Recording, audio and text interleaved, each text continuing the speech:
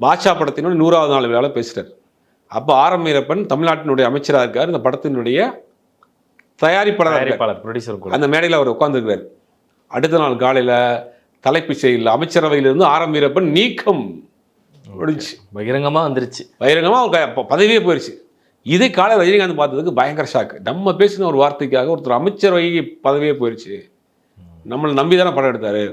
நம்ம விட்ட வார்த்தையினால ஒருத்தரோட லைஃப் இப்படி ஆகி போச்சுங்கிற அவருக்கு ஒரு பெரிய ஓடிங் இருந்துகிட்டே இருக்குது. ஒரு கில்ட்டாக ஃபீல் ஆகிருக்கு இருந்திருக்கு. அப்போ இந்த ஆட்சியினுடைய அராஜகம் வந்து நாளுக்கு நாள் அதிகமாக போயிட்டுருக்கு. இவங்களை வந்து விடக்கூடாது அப்படின்னு என்ன சொல்கிறாருன்னா, அந்த நேரத்தில் தேர்தல் வருது. அப்படியே 96 தேர்தல் வருது. 96 என்ன பண்ணுறாங்கன்னா, காங்கிரஸ் கட்சி வந்து ஏடிஎம்கேவோட கூட்டணி வைக்குது. அப்போ காங்கிரஸ் கட்சி ரெண்டாக பிளவுபடுது.